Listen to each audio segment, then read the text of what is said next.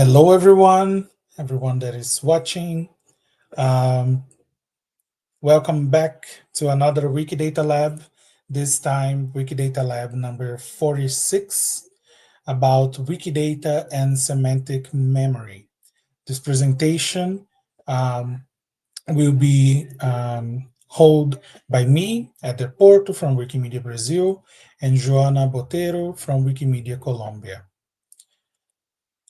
This presentation is organized by the Wikimedia Brasil with the support of Wikimedia Colombia, and everyone that is watching and commenting on the platforms need to obey the friendly space policy. The link is on display on the screen. And I will start with a little bit of presentation. Hello, everyone. The ones that do not know me, my name is Eder Porto. I'm Products and Technology Manager at Wikimedia Brasil. And here with me on stage, I have Joana Boteiro, that is Coordinator of the Technologies and Communities Program from Wikimedia Colombia. And we will present to you today a topic that is very important personally for me. It touches deep in my heart, and it's attached to the work that I've been doing and I have been contributing in my volunteer capacity in the Wikipedia and the Portuguese Wikipedia specifically. And it's a very passionate topic that I have. That is the projects of semantic memory, or that involve the structure of information, the modeling of information. I'm a very Wikidata fan, so I work with Wikidata daily, and that's a passion of mine. So I want to start explaining to everyone that is coming into this stream here, um, explaining the topic, the main topic of this presentation, that is semantic memory. So what is semantic memory? What does those words mean? So in cognitive psychology, semantic memory means the long-term storage of facts, concepts, and meanings. Is different from the memory that we have about facts and things that happen to ourselves. When we are talking about psychology, we are talking about collective memory. So things that happen in history, facts and concepts. What is a chair? What is the sky? So some what is love? So some concepts and meanings of words and things in the world, in the universe, that are collectively known. In the digital knowledge systems, semantic memory is how the information is structured, recalled, and connected. So you might make an analogy with Wikidata on how the information is structured, how we get that information, and how that information connects to other information available. And Wikidata as a semantic memory for collective knowledge. So the whole project of Wikidata is drenched in semantic memory concepts. If I pass the slides, and how does Wikidata act as a collective memory? So for the ones that access Wikidata, you have a lot of information there.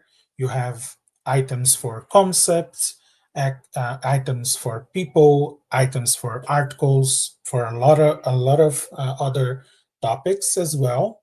And all this information is available publicly in public domain, or CC0, in Wikidata. And it's part of the linked open data ecosystem. that we addressed in other Wikidata labs before. And the good thing, or not the good thing, one of the good things of Wikidata, one of the characteristics of Wikidata, that it's very much something that brings advantage to the sum of our knowledge, is that Wikidata is multilingual. So a concept that appears for me in Portuguese can be interpreted and without any barriers for a person that only speaks English or speaks French or speaks Japanese.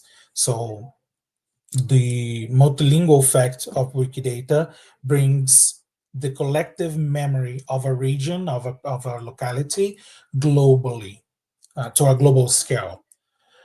Wikidata is also collaborative. That is something that is needed for in order to have a collective memory. If it's not collaborative, I can add facts and memories or uh, concepts and relate that information with other information um, by myself. So I need more people to interact with that information and connect with other data available. And everything on Wikidata should be verifiable. So I have sources for every statement that I make on Wikidata. Wikidata also has the potential to preserve marginalized, contested, or suppressed histories. A lot of products that you will hear today are gathered in other databases, and the people that run, or the peoples or the collective entities that manage those databases might have some reasons or other reasons to not include all the information or not include someone or in their database, for example, because of some, let's say, for example, notoriety criteria, or even uh, some work that is done in a time frame might not include people that are not collected, or not people, but concepts and items that are not collected at that time frame. So everything is concentrated in a small window, um, and we lose everything that it's outside that time frame, for example. And Wikidata, we can go back into the database and add more information, add more items, add more people, change information that changes with time. For example, we will talk about crimes of the state here, basically, in these two projects that we will present. And the information changes over time. So we had sources that say something that about the information available at the time, and that information changes. And Wikidata allow us to change that information collaboratively. It also allow us to put many informations that or many data, metadata, that is contested. So it doesn't need to deal with the truth, but can put multiple statements about, for example, date of birth, date of death, um, without having to decide which one is the correct or the truth about that information. We qualify the information with this information is contested by whom. So it's a way of include all the information available. And a lot of people might not be notable for Wikipedia great notability criteria. So they might not have, or we don't have much information about them. Um, So they might not be um,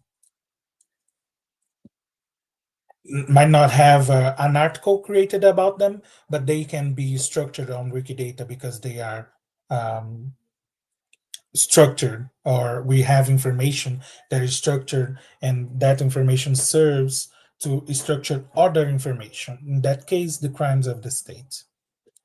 And as I mentioned, it enables connections across times, geographies, and projects. So we might have information locally, we might put on Wikidata, others have their locality information, and we create a web of information that creates knowledge, creates intelligence about a topic. And talking about the first project here, the first project that we will talk today is about the list of people killed by and disappeared during the Brazilian military dictatorship. This is a project on Portuguese Wikipedia that was created as part of the work of a professor called João Pechansky at the Faculdade Casper Libero, where students created the articles of the people that were killed and disappeared by the government, the Brazilian government. And the list is an article on Portuguese Wikipedia with listing all the people that were affected by or were killed and disappeared during that time. Um, a little bit of context about the Brazilian military dictatorship. So, Brazil's military dictatorship was marked by repression, censorship, and systematic human rights violations, including the persecution, imprisonment, and torture of political opponents from the government. The coup that installed the regime was not an isolated event, but part of a broader Cold War strategy in Latin America. The United States played a critical role in supporting the coup and sustaining the dictatorship, providing diplomatic, financial, and military backing under the pretext of containing communism. This external interference not only legitimized authoritarian rule, but also deepened the violence and curtailed democratic freedoms in Brazil and other countries in South America for over 2 decades, and still has consequences to this day.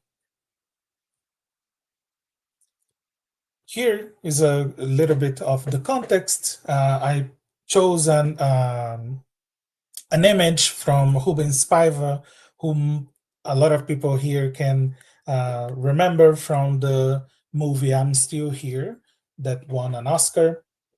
And I talk about the context of the dictatorships, not only in Brazil, but other South America countries. And it was a state repression, marked by state repression, political prisoners, and forced disappearances. Existing data from those disappearances and deaths are fragmented across different NGOs, truth commissions, and archives, and are not available in a structured manner in, in an official website. So we have different kind of databases that have those informations. And the objective of this project of modeling the dead and disappeared people from the Brazilian dictatorship on Wikidata was to ensure permanence and accessibility. This photo that I choose to put in the slide is from the Truth Commission from the state of São Paulo, and it is available in their website. But if we go into that website and click on other documents that are listed by the commission, the Truth Commission, some of them will not be found anymore. A lot of them in the recent years, in the last 4 years, 5 to 4 years, since 2019 have been consistently disappearing from their websites. And a lot of them, because they are public information, um, were uploaded to Wikimedia Commons. And we some time ago we faced the problem of it was uploaded on Wikimedia Commons, it was not archived on Web Archive, for example, and the community from Commons wanted to delete some of the media files because they do not have the way to verify that the license it applies or that that file comes from this website. So this is a problem. A lot of true commissions um, and NGOs' websites are not maintained anymore. So we have a lot of databases from this period or talking about this period that are not available anymore. And the only information that we have to verify the work that was done by these NGOs is the archived on Internet Archive, and not all of them are archived. So what did we do to model this information on Wikidata? This part is in the right here. You can see the article of the list. So it says, it shows a table on Portuguese Wikipedia with the image of the people, their name, their date of birth, the death that they the date of death or disappearance, the occupation that they have, the organization that they were associated with, and the references. There are more than 100, 100? No, there are more than 1,200 references on this page. And all those references, for example, in the first one here, you can see 1, 2, 3, and 4. They are from different databases that talk about that person in particular. Some databases don't have the information of some people.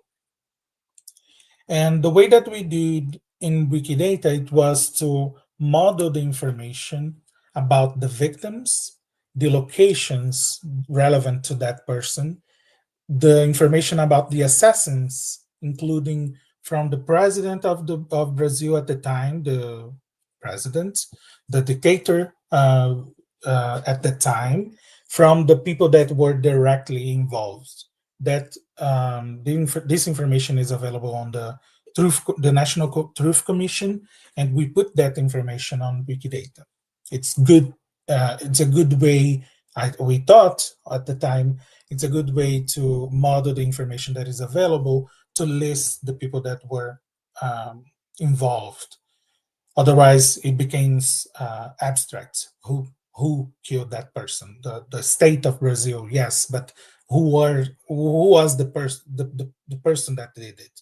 Some of those people are still alive today, so we need to identify and take measures to protect ourselves from those people. We also put the identifiers from those databases into Wikidata. And some of the properties, I put some of them here to highlight because they are the most controversial ones. That is cause of death, date of death, date of disappearance, affiliation, and the archival references.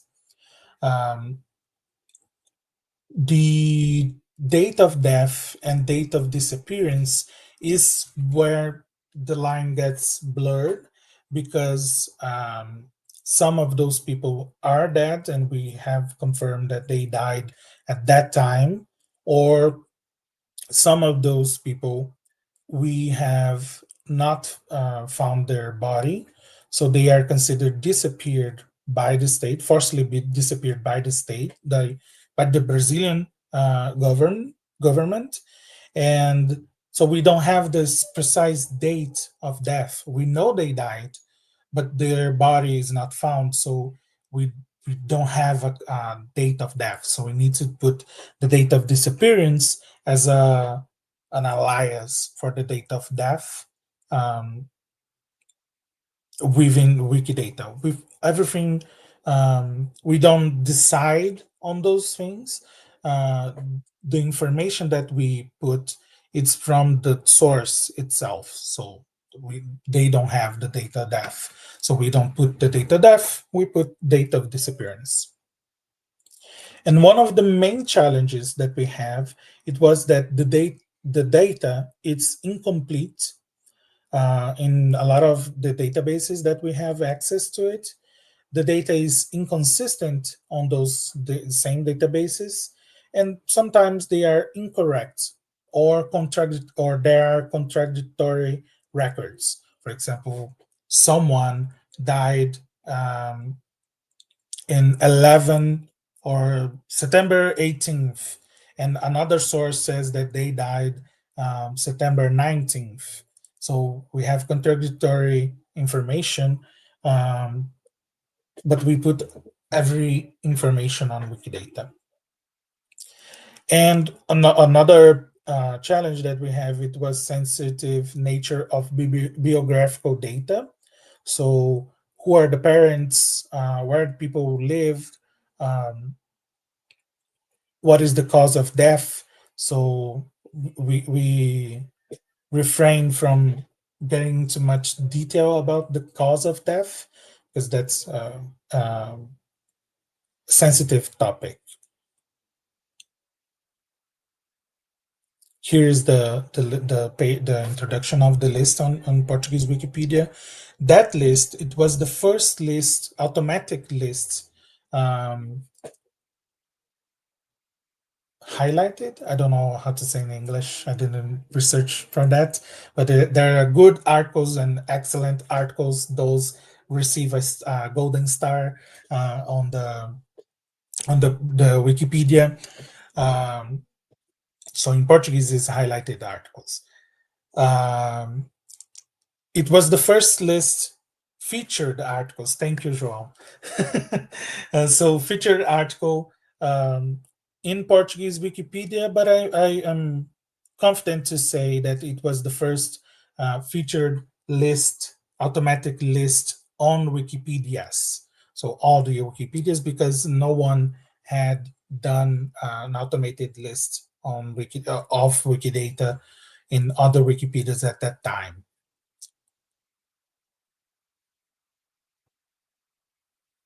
And that work of reconciling and putting information in Wikidata has made Wikidata the most complete database about the dead and disappeared people from the Brazilian dictatorship in Brazil. Here's a Venn diagram with 4 databases, 5 if you count Wikidata, but 4 databases showing how many people are in the intersection of these databases that we measured. So all of them have in common only 276 people. And often we have some databases have intersection of people, but that intersection doesn't appear in other databases.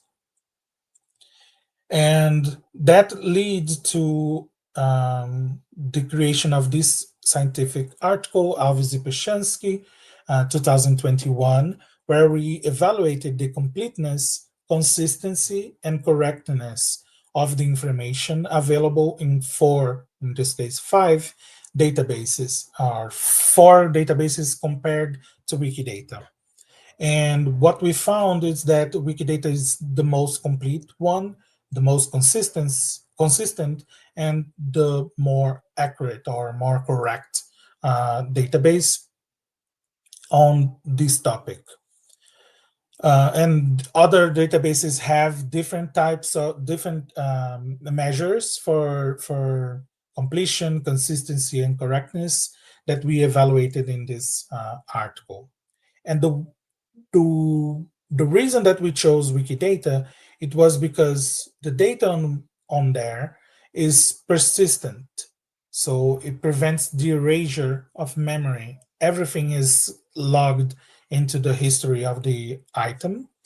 And so we don't lose information that is available there. In the other databases, for example, the yellow one that's called Political Disappeared, that database doesn't exist anymore. So it was a WordPress website, and nowadays is still a WordPress website, but it doesn't have any information. It's like hacked, so we don't have information about it anymore. The data on Wikidata is also interoperable. It connects with external databases, in this case, these 4 databases that have archives, oral histories, and other memorial projects. And the data on Wikidata enables research, is visible, brings visibility, enables research, data visualization, and public education. All the information available on Wikidata um, allow us to make inferences on the data that is put there. Uh, and it's different from other databases. If you go to any of these databases, for example, the green one, that is the National Commission of Truth, you have a report that is over 3,000 pages, but you don't have an aggregated way of seeing the information. So Wikidata acts as the backbone of the visualization. And visualization of information is an educational resource. And here I brought to you a few of the queries that I made about this database, this topic data on the Wikidata database. For example, the number of deaths and disappearances per dictator on Wikidata. This is something that we have the information about. We know that the dictator that was the most deadly on the Brazilian dictatorship was Emílio Médici. So it is the salmon color bars. But we didn't have a didactic way to show that information. So here we have from the day of the coup until the end of after the end of the dictatorship. So we have the yellow, after the yellow one on the right, far right, you have 2 people that died after the dictatorship ended, but they were included in the reports because they died because of the dictatorship. They died under democracy, but in consequences of the dictatorship. And you can see the escalation of violence. You have a peak on the beginning of the coup, and then you have an escalation that is called Anos de Chumbo in Brazil. I don't know how to talk in English this name, but it is the intensification of the deaths and forced disappearances on of the regime. I also brought here a very sad graph that show the age of people that died during died or disappeared during the dictatorship, and you can see there's a variation of people, older people that died, but the majority of people that died is in the age between 20 and 30 years old, 30 and 35 years old, 20 and 35 years old, including 2 people that died at the age of 15, I think. Yes, so at the age of 15, so minors. And this one is a graph showing the organizational connections of the dead and disappeared people. Um, this shows that the regime had a target. Um, you have some scattered people in this graph, but you can see that the regime had a target. Most of them communist parties, communist associations, and guerrilla organizations as well. So this is the end of the part of the Brazilian presentation. And I would like to say that Brazil is not alone in facing the challenge of preserving the memory through structured knowledge. In Colombia, civil society has also used Wikidata to document victims of political violence. And I will now hand over to Joanna, who will introduce their work of Wikimedia Colombia on the case of falsos positivos, or false positive in English. And I'll hand it over to Joanna. Thank you so much for uh, coming here to talk about this project, Joanna. Hello, guys. Hello, Heather. Thank you for this invitation to you to Wikimedia Brasil. So, today I want to share with you the 6402 Plus project, which is a digital memorial for the victims of extrajudicial executions in Colombia. We are working in a country where disinformation and denialism put historical memory at risk, and where even the recent peace treaty is fragile. The number of 6,402 refers to confirmed victims, but the plus reminds us that the truth is still incomplete. Through this project, we are trying to do something very simple, but we think it's very powerful at the same time, and that is to preserve memory, to make data visible, and to connect individual stories with the structured knowledge in Wikidata so they cannot be easily erased.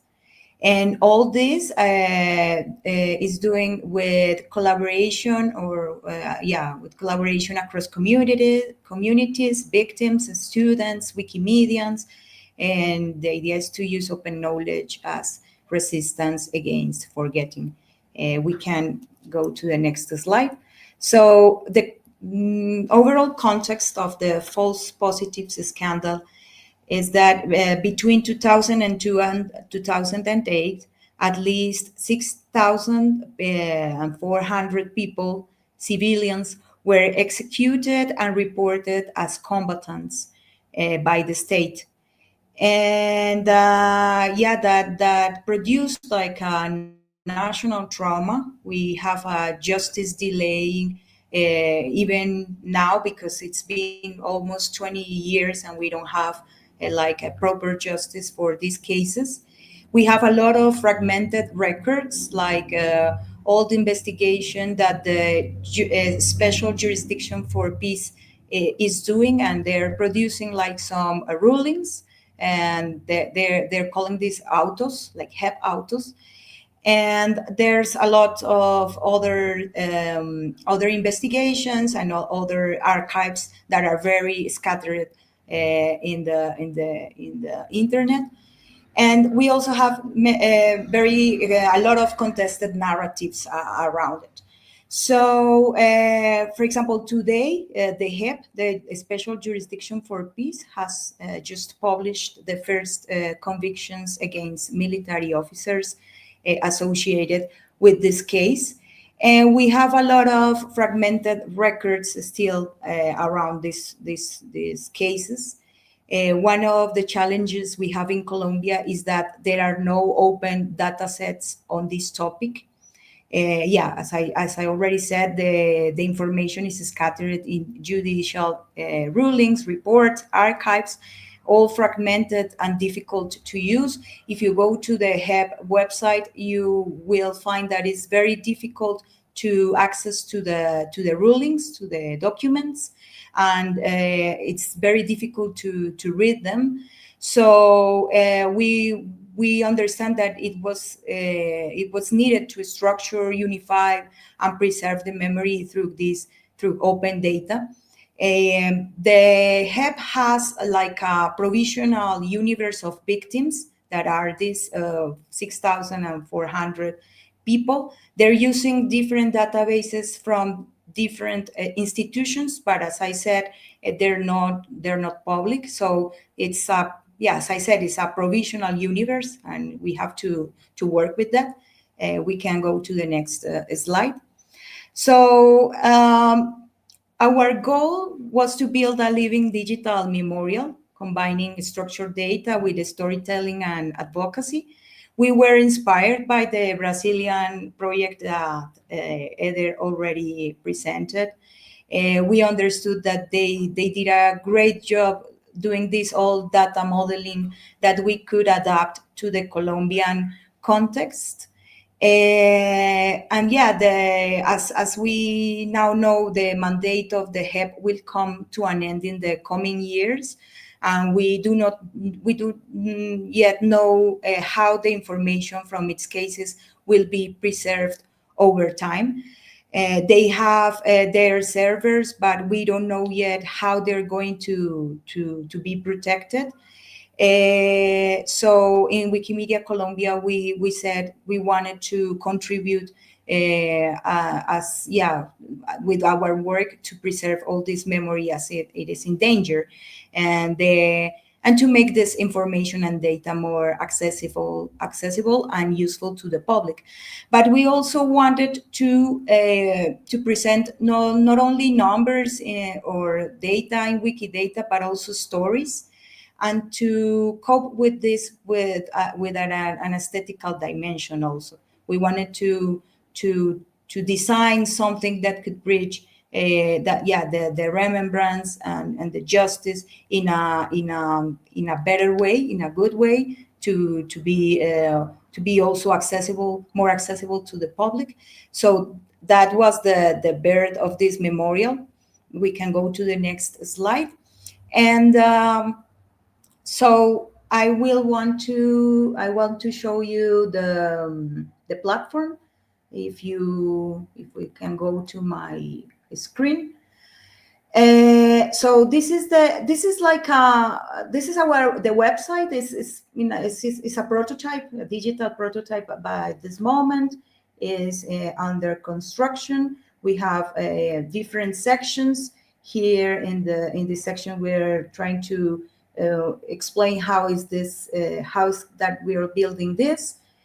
We are also working on stories that we are writing with the victims, with some collectives victims, and we are writing with them the memories and their stories in audiovisual formats. The idea is to put this on Wikimedia Commons, so Wikimedia Commons and Wikidata can be like the back end of this website. And the other part that I want to show you more is the map of memories, which is the database that we are constructing. It is made in Unity, which is like an engine for making video games, for developing video games. And we have here we developed like we said like a concept.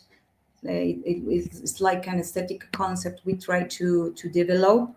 This is a dandelion. It works like a seed of memory for us.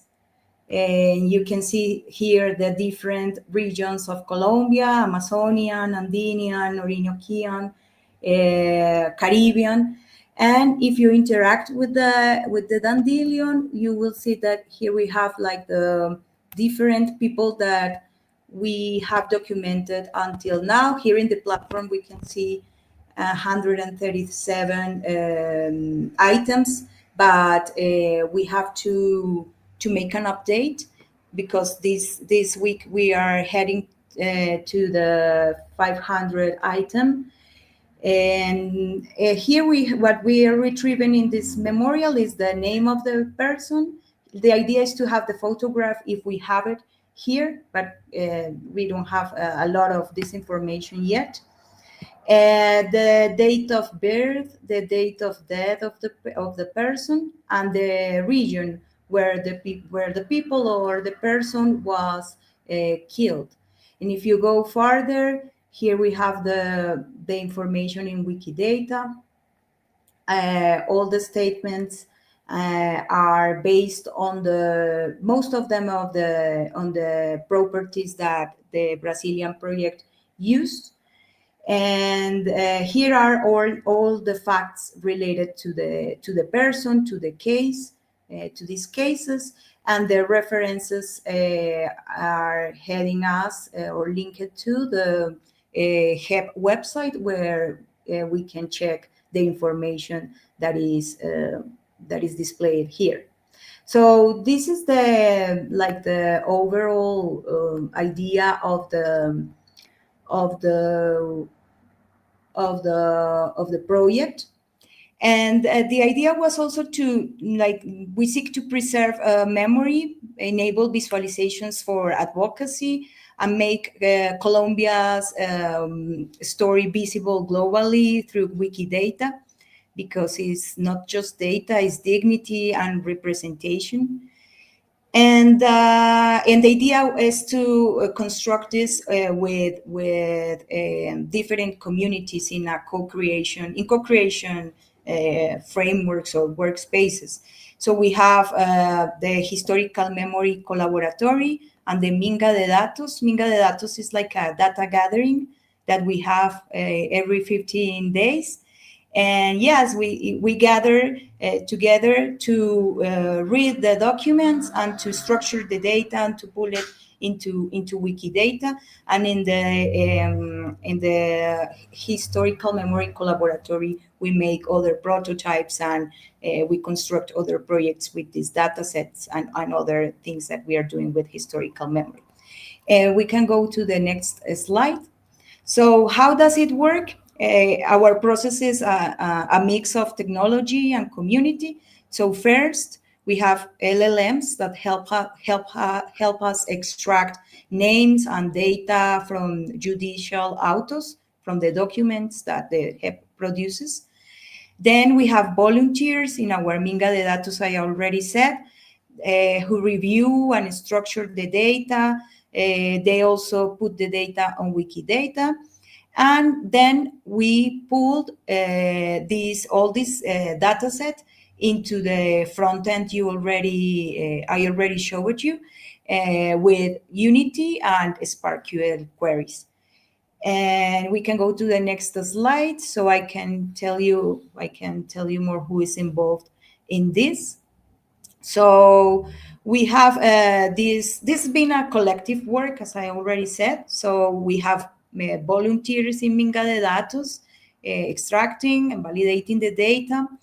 We have the victims collective ensuring dignity, but also working on the narrative context. So as I already said, we are working in the memories with all these audiovisual stories that we are building with them to put them in Wikimedia Commons. And we also have the students from Universidad Jorge Tadeo Lozano, who are working in the front-end design and in the UX, and the people in the Colaboratorio de Memoria Histórica that are working on the prototyping and also contributing to archive preservation, because we have many content and information that victims collectives have, but they have all these very dispersed, scattered, not well preserved. So we're working with them to preserve these archives in a better way in Wikimedia Commons. And we can go to the next slide. So the core principle for data modeling is just not just technical. It's how we decide to represent reality in Wikidata. So for victims of falsos positivos or false positives, we needed to model that balanced human. We needed to model something that could balance the human dignity and the legal accuracy. So we had like key dimensions to capture, like the biographical facts, like the date of place of birth, for example, the life events, like the date or place of death, judicial links that that connects all the information to the HEP investigation, the geography that is very important to our cases, and with coordinates where with municipalities, towns where all these cases had placed or occurred, and the different sources, other different sources that document these cases. And the reference was Brazil, yeah, the project from Brazil, the Lista de Mortos y Desaparecidos. We have the same core properties as you have. And this gave us like the starting point to work on the ontology, but we had to extend it for the Colombian complexity and the Colombian, yeah, like a context. So in the next slide, I will show you some challenges we've been having in the data modeling, because in Colombia we have a very specific problem, that is that people were killed in somewhere in the territory, in the national territory, but many bodies were moved to other places and then buried to other places. So we have different places. That's why I said like the places in this case are very important. And when I was first working on this project, um, I I saw the example of Tutankhamun, because even though Tutankhamun is like a person, and we can think about it like an archaeological finding, because of the mummy of Tutankhamun, no? But for me, it was also like this could be also like a forensic archaeological thing to think of. So when I was looking at the Tutankhamun item in Wikidata, I saw that the property place of discovery was used to represent this item in Wikidata. But Joao, I think Joao is here at this moment in a discussion page in the Wikidata, told me that the place of discovery should not be used for people. So I went back to the example that I used, and I understood that one thing is Tutankhamun, but another thing is the mummy of Tutankhamun, that is the archaeological discovery. And so I should say like the approach that I took at this for this specific situation was to create another item that was the finding of the body. Like one thing is Diego Armando Marin as the person, and another item is the body of Diego Armando Marin. So this new item, I linked it to the item, to Diego Armando, using the property significant event. So now the significant event property has two like declarations in my data modeling. That is a false positives scandal, and the other declaration is the finding of the body.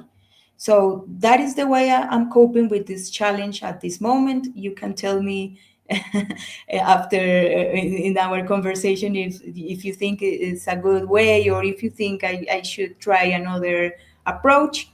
And another challenge that I had in the data modeling is the use of the property located in on physical feature. Another person from the community in another discussion page told us that this is not a property that we should use for people but for places.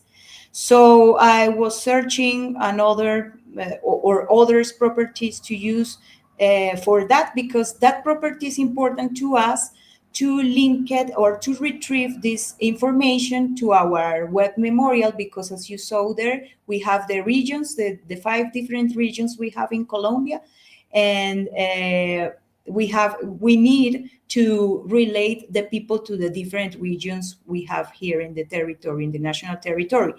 So I found this property, the P7153, which is significant place, and we are using some qualifiers to to represent this information, to tell that this person is associated with some specific region of Colombia. So in the data modeling, we've had these two challenges so far, but also structuring the data from documents. It's also challenging because there's a time-consuming task, a very time-consuming task. We don't have like many people working on this, so this is it's challenging to work with documents, not with databases that we can pull into Wikidata. That maybe could be easier or even more accurate, because we can make mistakes by reading and putting the information, even though we have some methodology to to extract information and also to confirm it, but it is also challenging to make this. And structuring data in community with non-technical people, because most of the people that participate in the Minga de Datos are people who works with human rights, even students, also people who are working more in the art scope, but are not like people that come from the tech sector, no. So this is a little bit demanding and challenging, also interesting, because it's interesting to work together, to study together, to understand together how is the process to structure data, how Wikidata works, how to use tools like Open Refine or Quick Statements to pull this data into the Wikidata. So it's demanding, it's challenging, but it's also interesting. It's nice, because I think we're creating like a communal, like a digital communality in these in these exercises we're making we're making in the Minga de Datos. We can go to the next slide. And the technical pipeline is that once structured, the data can be queried by region, by case, by date. We can even compare where a disappearance happened versus where the body was found. As I already told you, we are working with these properties in this specific cases that this happens, where where the bodies has moved or have to be moved to other territories in the national territory. And these queries power the visualizations we show in the memorial. As you already saw, we use Unity. Unity use the C programming language. And with Unity is that we are creating the memorial interface with the interactive elements. That part is developed by the students we are working with. And we can go to the next slide. So because this data is now open, so that now others can reuse it. So I want to show you an example. Let me please, if we can go to my screen, Heather, please. I want to show you this project. Here is a visualization a colleague made directly from the datasets. So this is nice, because once data or data is in Wikidata, it multiplies. So he was more interested in visualizing like a timeline. So here, I don't know why I can't navigate this better. Ah, yeah. So here we can see, oh my God. Here we can see how these cases, most of the cases indeed occurred between 2002 and 2008. And that is interesting because that is coinciding with the period of the democratic security policy of former President Álvaro Uribe Vélez. In fact, here he is trying to show the people, like it's almost the same information we have in our memorial, but for example, he's here is more interested in going like more granular into the places where the cases occur. So not only the regions that we have in the memorial, but into the exact place where the people were killed, and also links the information to Wikidata. So that's nice because there's yeah, like other projects, and there's also like other people doing things with the data set we are constructing or we are building at this very moment. And we can go to the next slide. So the benefits of this project is like we are gaining visibility, interoperability, and advocacy through data, also empowerment of communities, because as I already said, there's lots of different communities working on this project. But there are also problems. Modeling, for example, is complex, as we are not data scientists or yeah, like very tech people doing this. And there's also the sustainability of updates, because every update about the cases or the process is presented in new documents. So we need to read and reread and read again a lot of documents that are displayed in the HEB website, to check the information and to pull new information into Wikidata and to update this new information there. So that is a challenging thing to do, like a difficulty we have with this project. And we can go to the next slide. So we invite you to contribute by refining the model, maybe helping with data structuring, or even suggesting or creating new properties when gaps exist, or if you think we're using some properties that are not accurate. That it's the help we've been receiving from people like Joao and other people in the discussion pages. New visualizations where people can build or yeah, construct like new visualizations. And yeah, the work only grows with collaboration. So collaborate with communities in Global South is important to ensure representation.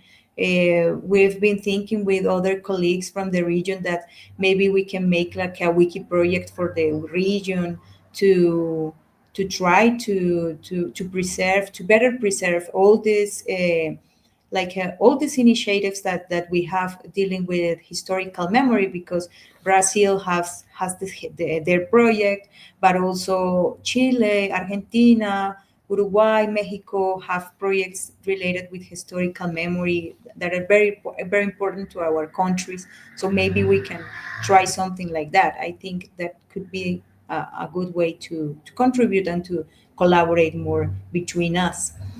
And finally, I want to say that you can go to the next slide. It's like the 6,402 plus project. It's not just a data set, as you already saw, it's a memorial.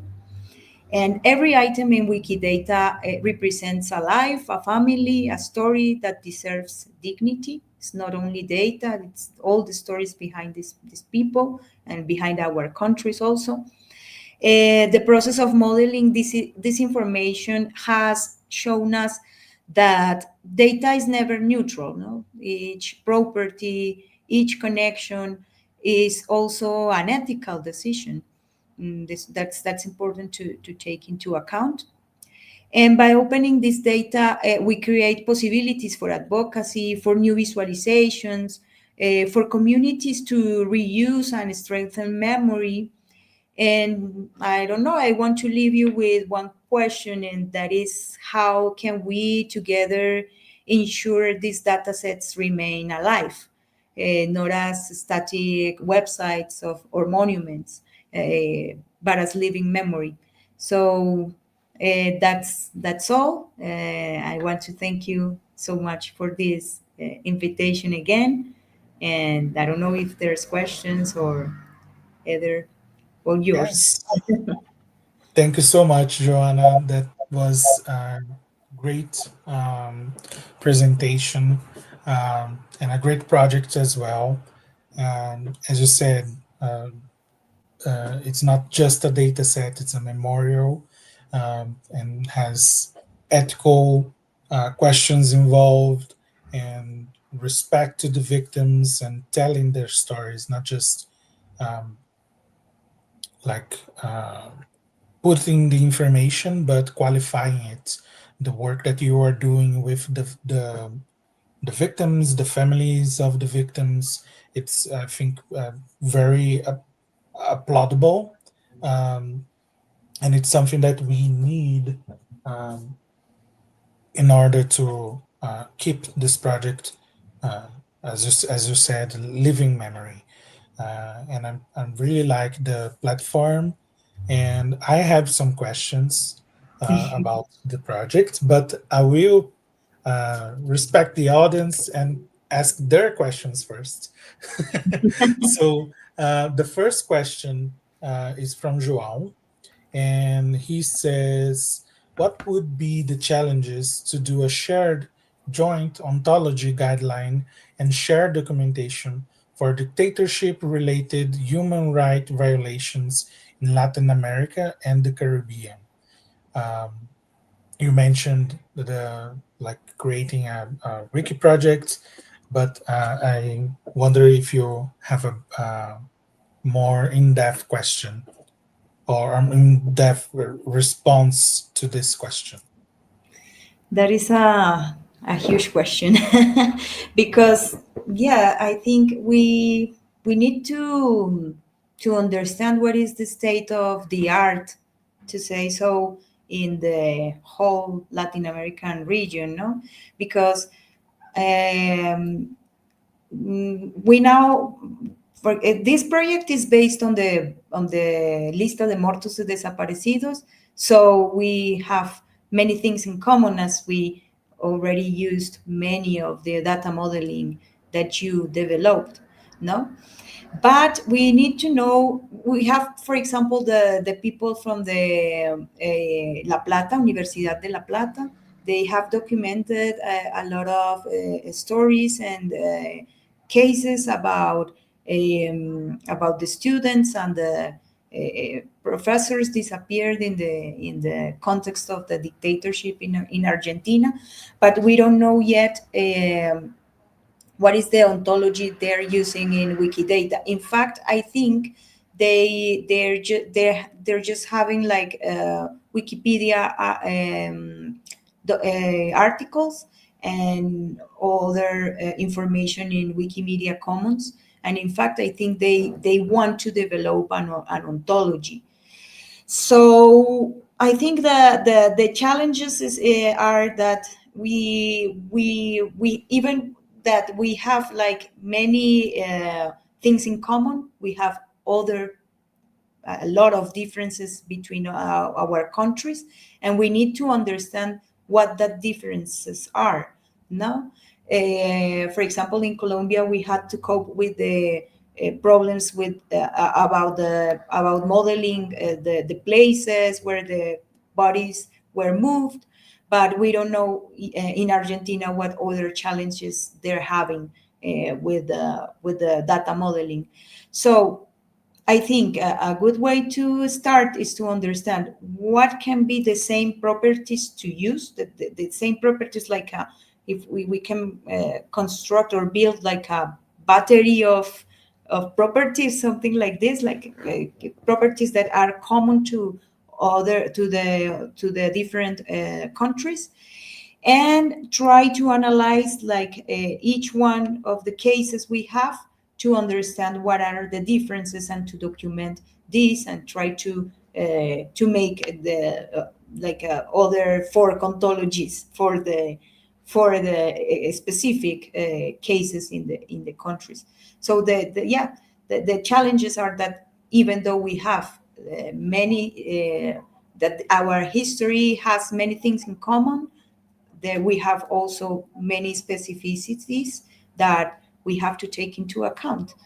And I think another good thing that we have is that we are very well like cohesionate. How do you say that? Like we have a cohesion, like a region. I feel like we have some kind of collaboration. We've been doing things, so we have this already. Like we are building this community at this moment. Even this space is the reflects that we are cooperating. We just need to understand what are these differences to develop yeah, like an ontology that we can use all together. But yeah, that's what I can say by now. Great. I don't know, what do you think? Great. Thank you for your answer. I think, yes, I agree with you. We need to understand what are the similarities, what are the common, for example, properties, and how do we model things in Brazil, in Colombia, in Argentina, Uruguay, and other places, and to build um, are we like what is the common thing, the basics? We cover the basics, but we also interpret and register what is the difference or what are the specific properties, qualifiers, or how to model that specific information from that country. And I think a good place to do that, it is a wiki project.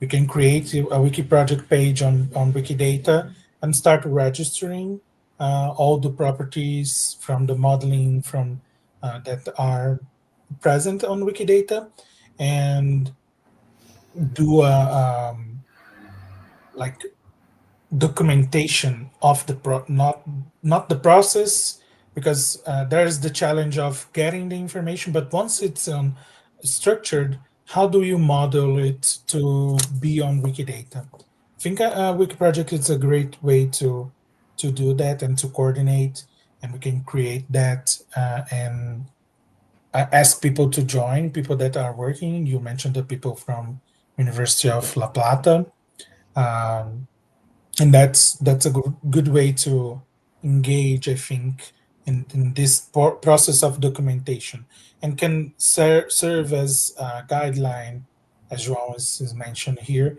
as a guideline for others that will Yeah. uh, or want to model this type of information.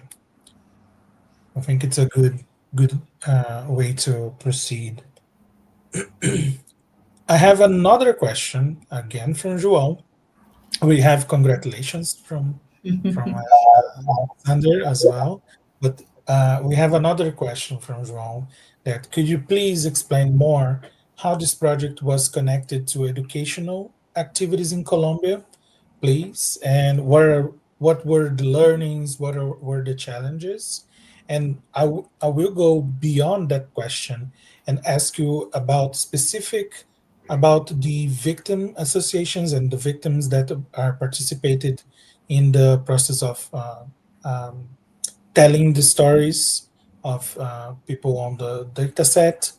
How did they react to seeing this history represented in the platform, their contribution as well on the platform, um, that you show the dandelion?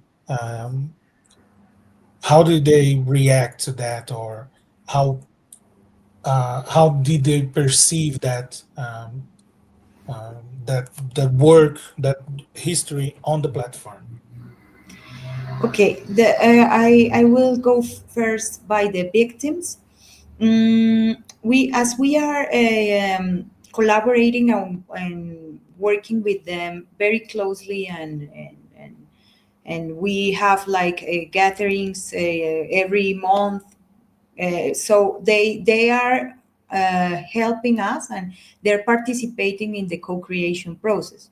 So the dandelion was a concept that was constructed with them. They wanted to be represented as a seed, like they said, we want our families to be seen as seeds, as they are not dead, as they are people who are still like alive in our memory. And that's how with the I should say now, with students from different universities, and with the students from the Universidad Jorge Tadeo Lozano, work together to get it to yeah to get into that concept. So the victims are participating in this from the very first moment, even when we prototyped this on the paper, because that was the initial activity we made to develop all the prototype we have now. So we're having like some gatherings, like as I told you before, in the historical memory collaboratory. This is an open space for people, and we're inviting students a lot to this space, and also teachers, professors from universities, and others from um, from schools. And as we have all this community that is gathering every 15 days, we are like making advances every 15 days with all the community. So that's how the project is connected with the educational activities.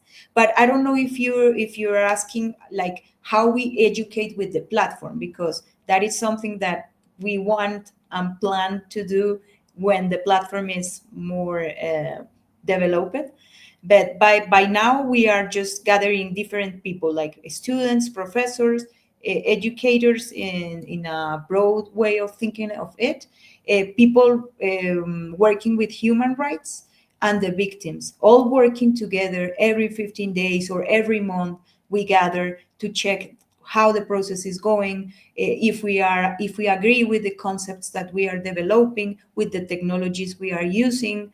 And yeah, that's the way we cope with this. What are the challenges? The challenges are that it's difficult to maintain all the community all the time, no? Because people have other responsibilities, have their own lives. And this project has a lot of like yeah, like different things. We have many different things to do, like the data structuring, all the data modeling, structuring, all that stuff, the design, the front end designing, the stories, the writing of the stories. So there's lots of fronts that we are coping with. And yeah, it's difficult to maintain the community all the time, working in all the tasks that we have, and to have them all together in the same page, no? Because there's people moving more in the stories, and they don't have like all the information of what is happening with the ones that are working on the data. So I don't know how many people is working on this right now. I think there should be like, I don't know, like 20 people or 25 core, like the core people working on this, and coordinating all these people in a project is a very challenging thing to do. So that's something that yeah, that challenges us a lot. And the learnings, We have like was already told you, like the learnings about data modeling is that we understood that it's not only a technical thing, it's also like an ethical and and a political thing that we are doing, structuring data. We also learned that the victims are in the center of the project all the time, because sometimes we want to make some things, but if they don't feel represented in the project, it's something that it's not going very well for us. So we understood we needed to have them in the center, that we have to talk to them all the time, and to really guarantee that the process is constructed with them and for them, for other public, for other people too, but they are in the center in the project. So that's another important lesson learned. And another one is like, it's challenging also to work, because many people from that comes from the victims collectives are people uh, who are not very into the digital realm. They are there, or people who who doesn't even have a computer, for example. And it's been interesting to have the opportunity to connect students and professors with these people also, because they know how to teach, how to how to transmit ideas in a good way. And I think the victims and the people who are not very digital, or that don't have like all the tech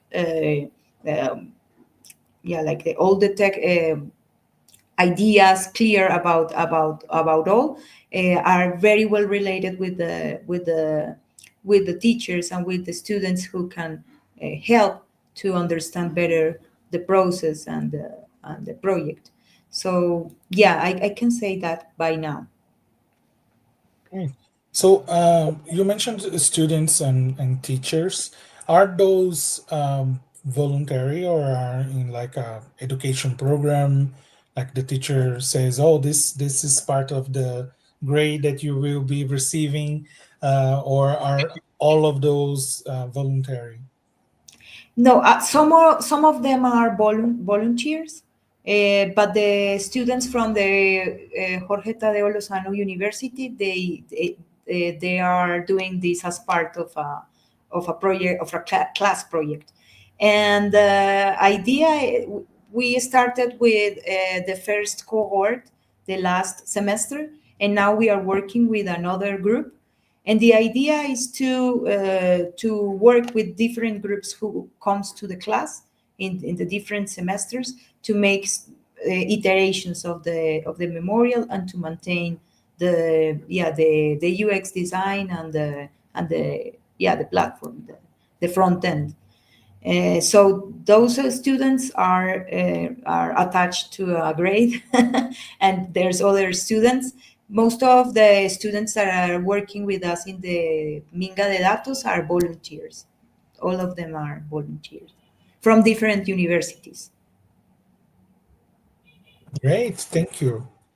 I see that we don't have more questions on the chat. I think it was a very rich presentation. So thank you so much, Joanna, to accepting the invitation. Once I heard about this project, I was thrilled because it's a new way to see information, and I'm all about that. So I usually try to I'm very focused on charts and graphs and things like that.